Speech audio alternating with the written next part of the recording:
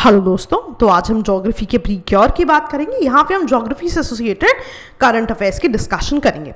अब सबसे पहली जो आपकी न्यूज़ है that is in context of try food project. ठीक है, कभी भी आपको ट्राइबल से एसोसिएटेड कोई क्वेश्चन आ जाए, लेट्स से कि आपको मेंस में पूछ लेते हैं कि इंडिया में क्या क्या इनिशिएटिव्स हैं ट्राइबल से एसोसिएटेड, उनको मेन स्ट्रीम में लाने के लिए क्या एफर्ट्स किए जा रहे हैं, वहाँ पे आप इन प्रोजेक्ट्स को डेफिनेटली लिख सकते हैं। ठीक है, फॉर एग्जाम्पल अब ट्राई फूड प्रोजेक्ट क्या, नाम से आपको पता लग रहा है कहीं ना कहीं फूड एसोसिएटेड है। तो जो मिनिस्ट्री ऑफ फूड एसोसिएशन है वो मिनिस्ट्री ऑफ ट्राइबल अफेयर्स के साथ मिलके क्या कोशिश कर रही है कि ट्राइबल्स की जो भी इनकम है उसको इनहैंस किया जाए। अब कैसे इनहैंस किया जाएगा, देखो ट्राइबल्स की यूजुअली इनकम यहाँ पे दो चीजों से होती है। एक, जो भी उनका एग्रीकल्चरल प्रोड्यूस होता है, प्लस जो माइनर फॉरेस्ट प्रोडक्ट है। माइनर फॉरेस्ट प्रोडक्ट क्या है मैं आपको आगे बताऊंगी। ठीक है, तो ट्राइफेड जो है ये बहुत सिंपल सी कोशिश कर रहा है यहाँ पे कि जितना भी ट्राइबल्स की इनकम है via minor forest produce and via in general जो उनकी एग्रीकल्चर प्रोड्यूस है, इनको बेटर किया जाए, इनके लिए इनको और ज्यादा पैसे मिले। तो बहुत सिंपल सी चीज कोशिश कर रहे हैं ये लोग ना, माइनर फॉरेस्ट प्रोड्यूस सेंटर्स बना देंगे और इन सेंटर्स में ये कोशिश करेंगे कि यहां से ट्राइब से जो भी सामान आ रहा है उसको वो ज्यादा प्रमोट करें और प्रमोट करने के साथ साथ उनको सेल करने में भी मदद करें, सो दैट जितने भी ट्राइबल फॉरेस्ट गैदरर्स हैं उनकी इनकम क्या हो, इंप्रूव हो, एनहांस हो। अब ये सारा प्रोजेक्ट जो है ये ट्राइफेड जो है इंप्लीमेंट करता है। ट्राइफेड का फुल फॉर्म क्या है? ट्राइफेड का फुल फॉर्म है tribal cooperative market development federation of India. ठीक है, ये जो है मिनिस्ट्री ऑफ ट्राइबल अफेयर्स के अंदर एपेक्स बॉडी है जिसका बेसिक एजेंडा क्या है कि ट्राइबल्स जो हैं, जो भी उनका एग्रीकल्चरल प्रोड्यूस है या जो भी प्रोड्यूस माइनर फॉरेस्ट प्रोड्यूस कहलाता है, उस सारे सामान को ये क्या करें, प्रमोट भी करें उन सेंटर्स से और इनकी प्रमोशन के बाद चीजों को सेल भी करें। अब यहां पे आपको एक डाउट आना चाहिए था, भैया माइनर फॉरेस्ट प्रोड्यूस क्या होता है? देखो सिंपल सी बात है, जो भी फॉरेस्ट में सामान है, ठीक है, आइदर फॉरेस्ट में मिला हो या it have been brought from the forest, उसको आप कहते हो फॉरेस्ट प्रोड्यूस। अब फॉरेस्ट प्रोड्यूस का एक सबसेट है माइनर फॉरेस्ट प्रोड्यूस। ठीक है, तो माइनर फॉरेस्ट प्रोड्यूस पहले तो ऐसा अलग एग्जिस्ट नहीं करता था। बाद में 2007 में जब एक एक्ट इनैक्ट किया गया, कौन सा act? Scheduled tribe and other traditional forest dwellers act, 2006 में ये इनैक्ट किया गया। 2006 में इस पर्टिकुलर इनैक्ट होने के बाद 2007 में इन्होंने माइनर फॉरेस्ट प्रोड्यूस को डिफाइन किया। माइनर फॉरेस्ट प्रोड्यूस क्या होती है? जितना भी फॉरेस्ट प्रोड्यूस है जो कि नॉन टिम्बर है ना, जो कि नॉन वुड जैसी चीजें नहीं है, for example bamboo, brushwood, Honey, wax, ऐसी चीजें जो कि लेट्स से कि आपको एक ट्री से मिल रही है लेकिन वो टिम्बर नहीं है, ठीक है, उनको आपने कहा माइनर फॉरेस्ट प्रोड्यूस। अब यहां पे एक चीज आपने याद रखनी, ये एक्ट बहुत ज्यादा इंपॉर्टेंट है कि माइनर फॉरेस्ट प्रोड्यूस कौन से एक्ट में डिफाइन किया गया है। इस पे पिछले साल आपको सवाल भी आया हुआ। Minor forest produce is one of the very important topics that you should know. इसके ऊपर हमने एक 2 मिनट भी बनाया है, वो भी मैं आपको बताऊंगी आप कैसे ढूंढ सकते हैं। ठीक है, तो हमने जितने भी ट्राइफेड की बात की कि एग्रीकल्चरल प्रोड्यूस और माइनर फॉरेस्ट प्रोड्यूस के जो भी सामान आ रहा है उससे जो भी ट्राइबल्स की लाइफ है उसको बेटर करें, तो उसके लिए आपको माइनर फॉरेस्ट प्रोड्यूस की डेफिनेशन पता होनी चाहिए। तो अब आपको पता है कि कौन से एक्ट में डिफाइंड है और उस एक्ट में भी कौन से सेक्शन में डिफाइंड है, सेक्शन 2I। तो माइनर प्रोड्यूस क्या है? सारा का सारा नॉन टिम्बर फॉरेस्ट प्रोड्यूस कि जो भी आपको ट्रीज से चीजें मिल रही हैं, फॉर एग्जांपल लीव्स है, ट्रीज से वैक्सेस मिल रही हैं, ट्रीज की गम्स मिल रही हैं, ट्रीज से वाइल्ड फ्रूट्स मिल रही हैं, सभी इंक्लूडेड होंगे जितने भी नॉन टिम्बर प्रोडक्ट्स हैं यहाँ पे। अब यहाँ पे एक चीज आपको जो कंफ्यूजन होना चाहिए, बैम्बू तो टिम्बर जैसा है, ये बैम्बू को नॉन टिम्बर में क्यों डाला हुआ है? तो ध्यान रखना कि ये जो चेंजेस हैं, ठीक है, कि बैम्बू को भी अब माइनर फॉरेस्ट प्रोड्यूस में डाला जाएगा, ये चेंज इवेंचुअली किया गया है under act, Indian forest act 1927। तो याद रखना इनिशियली जो आपका माइनर फॉरेस्ट प्रोड्यूस था उसमें बैम्बू नहीं था, लेकिन इवेंचुअली इसको बैम्बू को भी उसमें ऐड किया गया as minor forest produce which is under Indian forest act 1927। तो याद रखना जो मैंने आपको शेड्यूल्ड ट्राइब्स और ड्वेलर्स वाला एक्ट बताया है वहां पे आपके माइनर फॉरेस्ट प्रोड्यूस डिफाइंड है अंडर सेक्शन 2I। और यहां याद रखना कि बैम्बू जो है इनिशियली इसमें एडेड नहीं था, ठीक है, बट इवेंचुअली जो है यहाँ पे इसको ऐड किया गया, ठीक है, एज ट्री माना गया बैम्बू को अंडर इंडियन फॉरेस्ट एक्ट 1927। ठीक है जी, याद रहेगा। कुछ फैक्चुअल डेटा है जो आपको डेफिनेटली याद होना चाहिए। अब अगर आपको और डिटेल में जानना है इसके बारे में, यहाँ पे इस पर्टिकुलर 2 मिनट में मैंने काफी डिटेल में इसको डिस्कस किया है। आप अपने वीडियो को यहाँ पॉज कीजिए, पहले आप माइनर फ्रॉड प्रोड्यूस को पढ़िए एंड देन आप आगे बढ़िए। ठीक है जी। अब एक और चीज, ट्राइबल्स के लिए एक और आपकी जो स्कीम है उसका नाम है स्वास्थ्य पोर्टल। ठीक है, अब स्वास्थ्य पोर्टल में क्या हो रहा है, नाम से पता चल रहा है स्वास्थ्य इज एसोसिएटेड विद हेल्थ। तो जो भी आपके ट्राइबल पॉपुलेशन ऑफ इंडिया है उनके हेल्थ और न्यूट्रिशन जो है एब्सोल्युटली स्वास्थ्य पोर्टल से केटर किया जा सकता है। रादर जितनी भी इंप्रूवमेंट होगी in the health and nutrition of tribal population वो यहाँ पे एक्सेस की जा सकती है। तो बेसिकली एक पूरी वेबसाइट बनाई हुई है इन्होंने यहाँ पे, जहाँ पे जितने भी प्रायोरिटी ट्राइबल डिस्ट्रिक्ट्स हैं डिफरेंट जगह से उसका डेटा इकट्ठा किया हुआ है और उस डेटा की हेल्प से इनकी हेल्थ पे काम होंगे, रिसर्च होगी, न्यूट्रिशन पे काम होगा, सो दैट इवेंचुअली ट्राइबल्स भी मेन स्ट्रीम हेल्थ की तरफ आ सके। अब यहाँ पे एक बहुत इंपॉर्टेंट चीज है, मान लो कि आपको पूछ लिया कि ट्राइबल्स के लिए इंडिया में क्या क्या इनिशिएटिव्स हैं।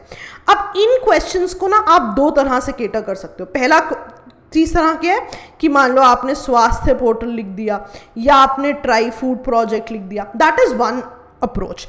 दूसरी अप्रोच क्या होगी ना, आप ऐसे लिखो इनकी हेल्थ के लिए कौन सी स्कीम है, तो हेल्थ में आप स्वास्थ्य पोर्टल डाल दो। दूसरा आप लिखो इकोनॉमिक स्टेटस के लिए क्या है, तो वहां पे आप इनके लिए ट्राई फूड पोर्टल डाल दो। तो क्या होगा, एब्सोल्युटली यहाँ पे तो आप सारी स्कीम्स लिख रहे थे, अब आपने क्या किया, अब आपने स्कीम्स को सही हेड्स के नीचे एसोसिएट कर दिया। तो उससे क्या होगा कि ट्राइबल्स के हर पैराडाइम को आप केटर कर सकते हो कि उनकी हेल्थ के लिए भी सरकार कर रही है, उनके इकोनॉमिक बेनिफिट्स के लिए भी सरकार कर रही है, उनकी सोशल अपलिफ्टमेंट के लिए there could be some scheme. तो इन सभी स्कीम्स को अगर आप उनके बेसिक ब्रैकेट्स के अंदर लिख दोगे तो आपके मार्क्स डेफिनेटली बढ़ जाएंगे। तो ये सब अप्रोचेस आपको डेफिनेटली पता होनी चाहिए। ठीक है जी, याद रहेगा। चलिए अगली चीज पे आते हैं। हाँ, रिसेंटली 3 ऐसे एयरपोर्ट्स हैं जिनको कि लीज किया जाएगा अंडर पीपीपी मॉडल जो है आपका विद अडानी एंटरप्राइजेस। ठीक है ना, what is most important is कि कौन से 3 ऐसे एयरपोर्ट्स हैं, इनके आपके नाम पता होने चाहिए। एंड बिकॉज ये 3 एयरपोर्ट्स वर इन न्यूज, तो जितने भी इंडिया में इंपॉर्टेंट एयरपोर्ट्स हैं in terms of their names वो आपको पता होने चाहिए। वो उनकी लिस्ट मैंने आपको यहाँ एडिशनल दी हुई है। फॉर एग्जाम्पल छत्रपति शिवाजी मुंबई से एसोसिएटेड है, केम्पेगौड़ा बैंगलोर, नेताजी सुभाष कोलकाता। तो जितने भी यहाँ पर हैं ये 6 आपको एटलीस्ट इंपॉर्टेंट है, ये पता होने चाहिए।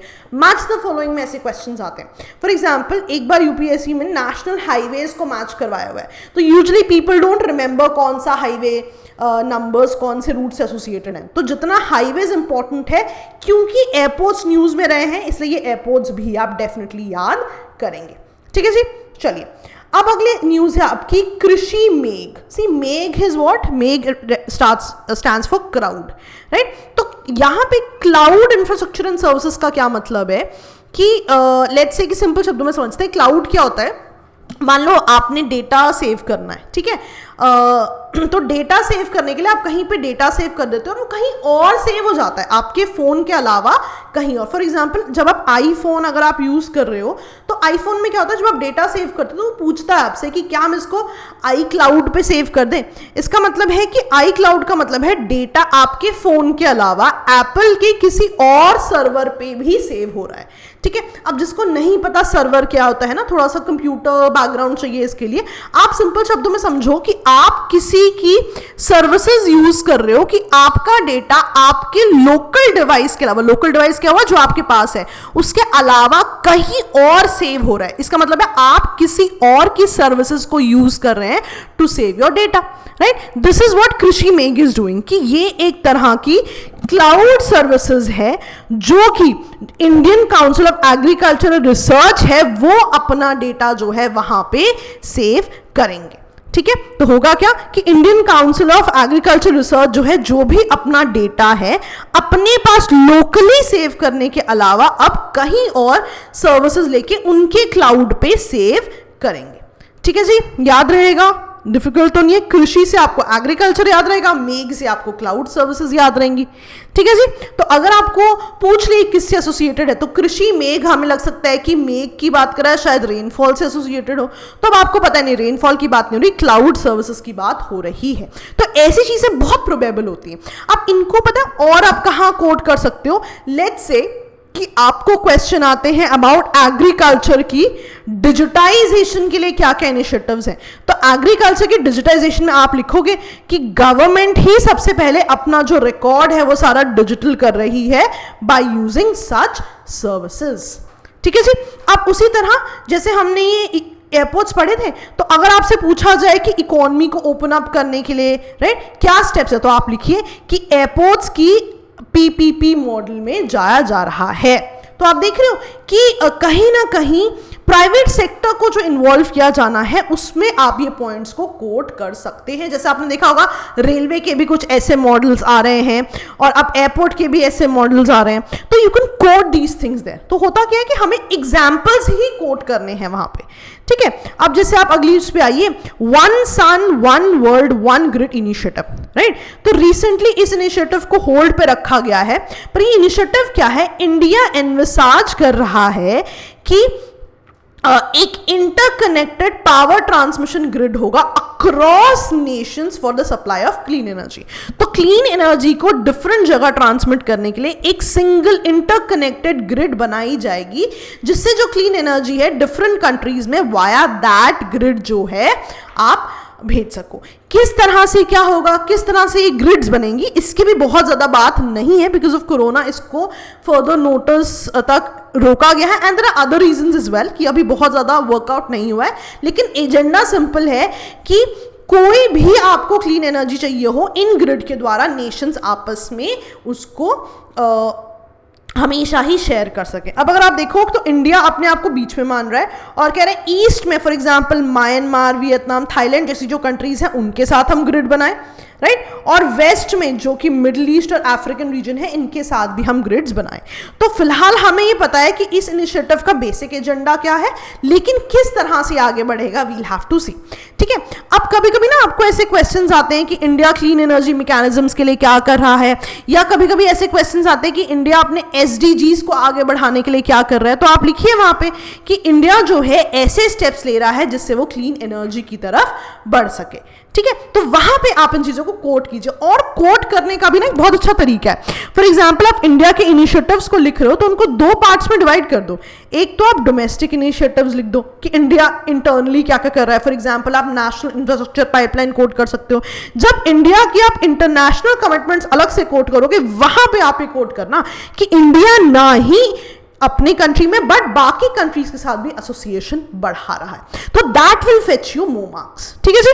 चलिए अब फॉर एग्जांपल एक पापम reserve forest was a news, आपको बस स्टेट पता होनी चाहिए, अरुणाचल प्रदेश। ठीक है। तो ये आपको थोड़ा सा आइडिया होना चाहिए if they can give you. थोड़ा सा फारफिच्ड है लेकिन हम कोशिश करेंगे कि हर चीज को कवर करें। ठीक है। एक और चीज जो आपकी न्यूज में थी, माउंट सिनाबंग बहुत ज्यादा न्यूज में था। इंडोनेशिया का मोस्ट एक्टिव वोल्केनो है, बट इनएक्टिव था ये बहुत ही सेंचुरीज के लिए बिफोर इट एरप्टेड इन 2010। तो फिर से ये न्यूज में है। अगर आप इसकी पोजीशन देखो तो इंडोनेशिया में यहाँ पे इसकी पोजीशन है माउंट सिनाबंग की। ठीक है। बंदा एक आपको आइडिया है ही है, स्टेट ऑफ मलक्का के बारे में भी आपको आइडिया है। अच्छा, they can always ask you, कभी ना right to left, left to right आपको पुट करने के लिए दे सकते हैं। तो आप जरूरी नहीं है कि स्टेट्स दे रहे हैं तो सब सिर्फ स्टेट्स दें, जरूरी नहीं है कि सिर्फ वॉल्केनोज है तो सिर्फ वॉल्केनोज दें। हो सकता है दे कैन मेक 4 डिफरेंट चीजें जिसमें से एक स्टेट ऑफ मलक्का हो, एक माउंट सिनाबंग हो। तो अब आपको पता है कि कौन सा राइट में है, कौन सा लेफ्ट में है। ऐसे सवाल आपके गलत नहीं होने चाहिए। ठीक है जी। अब अगली चीज पे आते हैं, सब mission on agricultural mechanisation. Mechanisation का मतलब क्या है, कहीं ना कहीं आप जो है हाईटेक फार्म इक्विपमेंट की तरफ जा रहे हो। ठीक है। तो मैकेनाइजेशन वाली इस मिशन में क्या होगा कि फार्म इक्विपमेंट जो है वो उसके लिए ज्यादा क्रिएशन हो रही है। फॉर एग्जांपल इंडिया में और हब्स बनाए जाएं जहां पे हाईटेक या हाई वैल्यू फार्म इक्विपमेंट्स हो। एंड सिर्फ बनाना ही इंपॉर्टेंट नहीं है, स्टेक होल्डर्स को, जो इसको यूज कर रहे हैं, उनमें इसकी अवेयरनेस भी बनाई जाए। अवेयरनेस के लिए क्या करेंगे, आप डेमोन्स्ट्रेशंस कीजिए, आप कैपेसिटी बिल्डिंग एक्टिविटीज कीजिए।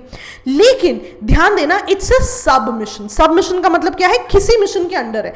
तो इसका जो एक्चुअल मिशन है उसका नाम क्या है, ग्रीन रेवोल्यूशन कृषि उन्नति योजना।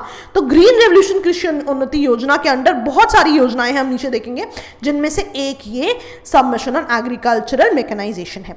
नाउ यहाँ पे एक बहुत इंपॉर्टेंट चीज I want to talk about is, इसका बेसिक एजेंडा क्या है, फार्म मैकेनाइजेशन करना, specifically to small and marginal farmers. अभी स्मॉल एंड मार्जिनल फार्मर्स का आपको पता होना चाहिए। अगर आप एग्रीकल्चरल सेंसस की बात करो तो जो ऑपरेशनल होल्डिंग्स है उनको 5 कैटेगरीज में डिवाइड किया जाता है। मार्जिनल फार्मर कौन है, जिसके पास लैंड बिलो 1 हेक्टेयर है। उस तरह small, semi medium, medium large, हर एक के लिए हेक्टेयर की वैल्यू डिफाइंड है। तो अगर आपको इस पे भी क्वेश्चन आ जाता है, थोड़ा सा इकोनॉमी की टर्म्स में हो जाएगा ये, वो भी आपको पता होना चाहिए। अब मैंने आपको बताया था मेन स्कीम यहाँ पे क्या थी, ग्रीन रेवोल्यूशन कृषि उन्नति योजना।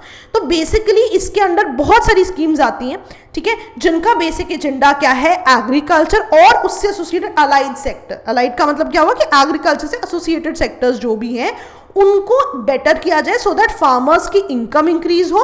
राइट, कैसे इंक्रीज होगी, जब फार्मर्स की प्रोडक्शन बढ़ेगी, प्रोडक्शन के साथ साथ प्रोडक्टिविटी भी बढ़ेगी, और जो प्रोड्यूसर उनमें बेटर रिटर्न्स भी आएंगे। तो 12 मिशंस हैं इसके अंदर, आप इन मिशंस को एक बार पढ़ लीजिए। बहुत ही ज्यादा याद करने की जरूरत नहीं है, जैसे मैं हमेशा कहती हूँ, प्री में आपको रिकग्नाइज करना है, बस रिकग्नाइज करने के आइडिया से इनको एक बार आप देख लेंगे, ठीक है जी। बाकी PDF will be shared eventually, तो आप पीडीएफ से भी इसको पढ़ सकते हैं।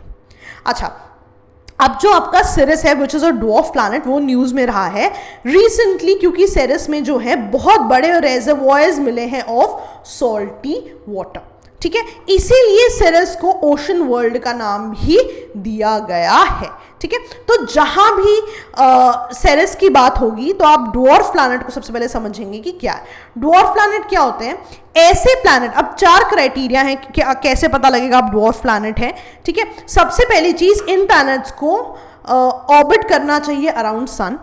दूसरा क्राइटेरिया क्या है कि इन प्लैनेट्स की शेप ऑलमोस्ट राउंड होनी चाहिए।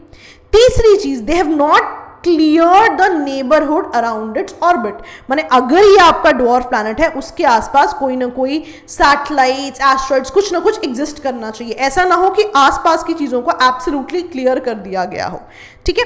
अब आप अपने से क्लियर नहीं कर सकते obviously, due to certain forces या due to sun's gravitational pull हो सकता है ये चीजें उसकी तरफ, सन की तरफ अट्रैक्ट हो जाए, बिकॉज अल्टीमेटली ये ड्वार्फ प्लैनेट किसके अराउंड मूव कर रहा है, सन के अराउंड तो मूव कर रहा है। तो याद रखना कि ड्वार्फ प्लैनेट के आसपास कुछ ना कुछ सामान होना चाहिए। And it's not a moon, is not a moon मतलब कि किसी और का, मून का क्या मतलब है कि मान लीजिए कि अर्थ का मून है, अर्थ की सैटेलाइट क्या है, नेचुरल सैटेलाइट मून, राइट। तो ये जो प्लैनेट है ये किसी और प्लैनेट का मून ना हो, इंडिविजुअल एग्जिस्टेंस इसकी हो। तो ये चारों ही चीजें जो हैं आपको पता होनी चाहिए कि इनफ मास हो टू हैव राउंड शेप, ये हमेशा सन के अराउंड ऑर्बिट करता हो, किसी और प्लैनेट के अराउंड नहीं, राइट, और इसके नेबरहुड का सारा कुछ क्लियर ना हो। तो 5 आपके ड्वार्फ प्लैनेट्स इंपॉर्टेंट है, Ceres, Pluto, Eris, Makemake and Haumea. तो ये चीज आपको पता होनी चाहिए कि अगर ये ऑप्शंस आपको दे दें और पूछें which of the following are या आर नॉट ड्वार्फ प्लैनेट्स, तो आपको रिकग्नाइज होना चाहिए। Now before I talk about Ceres more, आपको एस्ट्रॉइड बेल्ट के बारे में पता होना चाहिए। अगर आपने पढ़ा है, मार्स और जुपिटर के बीच में जो जोन है उसको एस्टेरॉइड बेल्ट्स कहते हैं, ठीक है, वहां पे बहुत ज्यादा एस्ट्रॉइड्स पाए जाते हैं, ठीक है। अब ये जो सिरिस है, this is the largest object in the asteroid belt. Also series is the only dwarf planet जो कि इनर सोलर सिस्टम में है। जब मैं इनर सोलर सिस्टम कहती हूं, जो इनिशियल 4 प्लैनेट हैं आपके उनको इनर सोलर सिस्टम कहते हैं, और मार्स के बाद जो प्लैनेट्स हैं आपके उन्हें आउटर सोलर सिस्टम कहते हैं। तो वो कह रहे हैं इनर सोलर सिस्टम का इकलौता ड्वार्फ प्लैनेट कौन सा है, आपका सिरिस है। तो ये आपने पॉइंट याद रखना है, ठीक है। चलिए नेक्स्ट, स्वच्छ सर्वेक्षण 2020 रिपोर्ट, ठीक है। काफी इलैबोरेट रिपोर्ट आई है, कौन सी सिटीज किस चीज से एसोसिएटेड है, नाम मैं आपको दूंगी, लेकिन I want you to understand the basics is well that people tend to miss. अब मिनिस्ट्री आपको पता है, right, housing and urban affairs ministry, ठीक है। स्वच्छ सर्वेक्षण से आपको ये भी पता है कि क्लीनलीनेस, हाइजीन, सैनिटेशन जो डिफरेंट सिटीज हैं अक्रॉस इंडिया उनको ये रेट कर रहे हैं।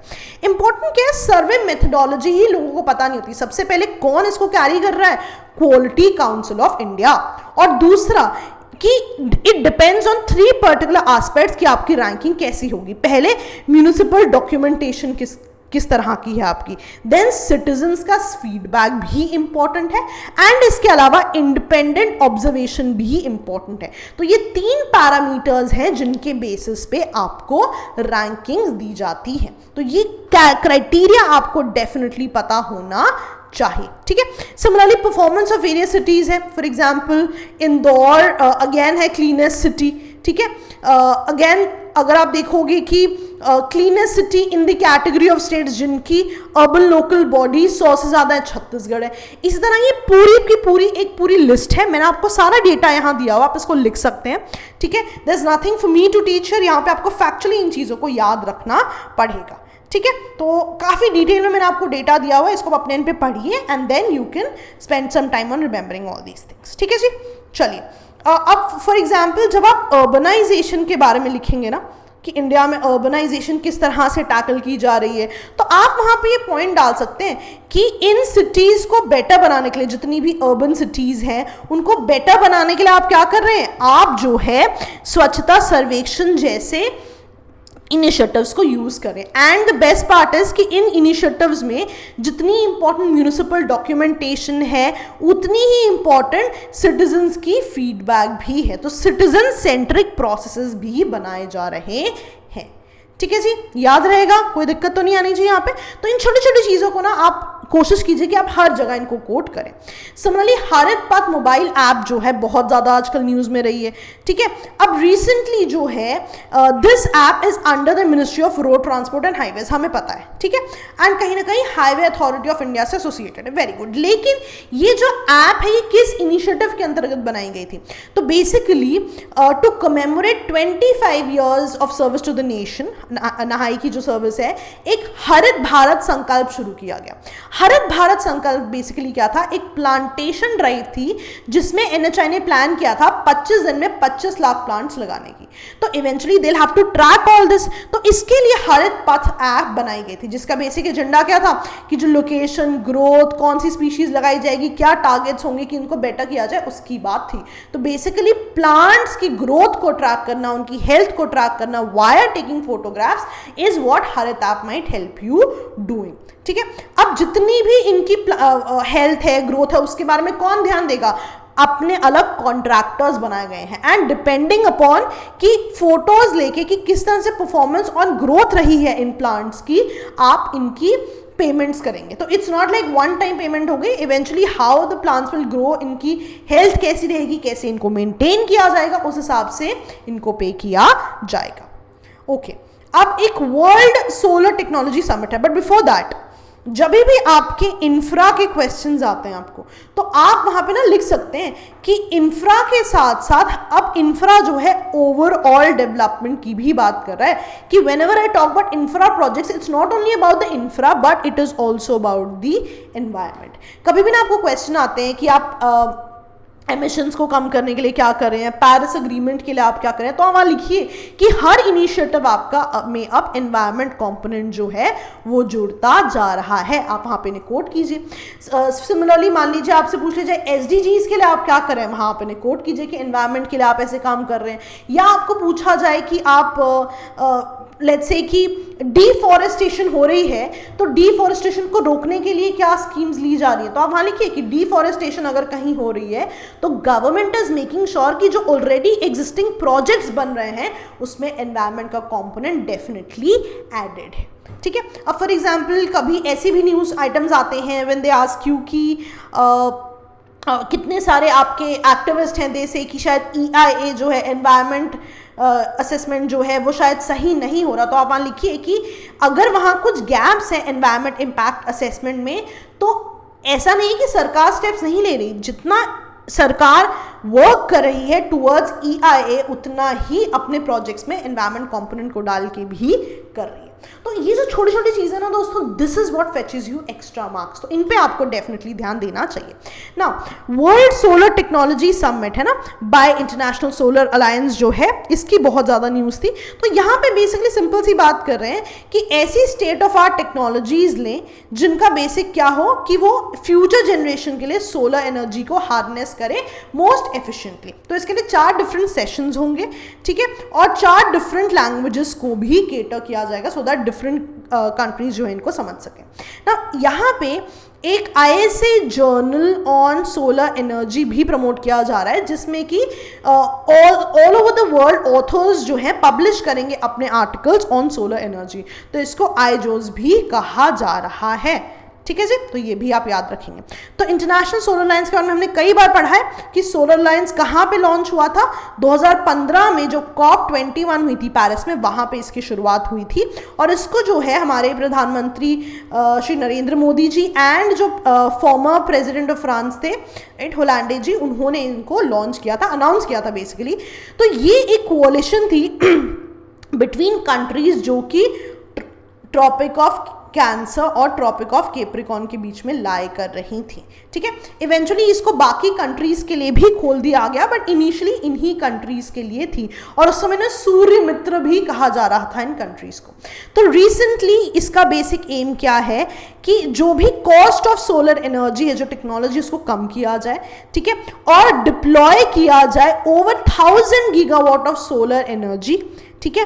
और इस पूरे प्रोसेस को करने के लिए मोर देन 1000 बिलियन जो है US को मोबिलाइज किया जाए इनटू सोलर पावर बाय 2030। तो ये दोनों ही पॉइंट्स, कितनी amount of solar energy and कितने पैसे लगेंगे, दोनों को ही मोबिलाइज किए जाने की बात है by 2030। The year is again important, ध्यान रखना 2015 में शुरू हुई एंड एग्जैक्टली डबल 2030 में, राइट, 15 का डबल 30 है, इस उसका गोल है। तो 15 और 30 आप याद रखेंगे, ठीक है जी।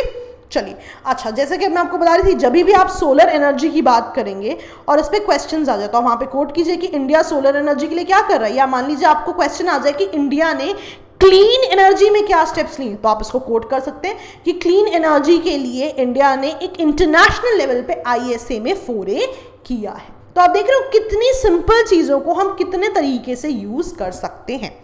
तो आज की आपकी लास्ट न्यूज़ है ऑयल स्पिल। बहुत ज़्यादा न्यूज़ में था कि मॉरिशस के पास जो है एक फ्यूल कैरी करने वाला ऑयल जो जापानीज बल्क कैरियर शिप थी, दैट स्प्लिट इनटू 2 पार्ट्स। तो वहाँ पे बहुत ज़्यादा ऑयल स्पिल हो गया है ना। फॉर एग्जांपल कुछ ऐसे न्यूज़पेपर में आर्टिकल्स आ रहे थे। अब ये बहुत ज़्यादा दिक्कत क्यों थी, बिकॉज मॉरिशस में जहाँ पे ये ऑयल स्पिल हुआ वहाँ पे ना बहुत ज़्यादा प्रोटेक्टेड इकोसिस्टम्स थे। For example, it says that the accident had taken place near 2 protected marine ecosystems. ठीक है, तो इस वजह से भी कि ऑयल स्पिल हो रहे इन जनरल होते हैं तो एनवायरनमेंट को तो नुकसान है ही है, लेकिन अगर ये प्रोटेक्टेड रीजन्स के आसपास हो जाए तो प्रोटेक्टेड रीजन्स के जितने भी एसोसिएटेड जानवर हैं या ऑर्गेनिजम्स हैं या जो भी चीज़ें एसोसिएटेड है उनको भी दिक्कतें आती हैं। अब यहाँ पे एक नाम आया जो आप डेफिनेटली याद रखेंगे, ये जो इंसिडेंट हुआ है ये Blue Bay marine park reserve के आसपास हुआ है। इसकी इंपॉर्टेंस क्या है, this is a wetland of international importance, very important.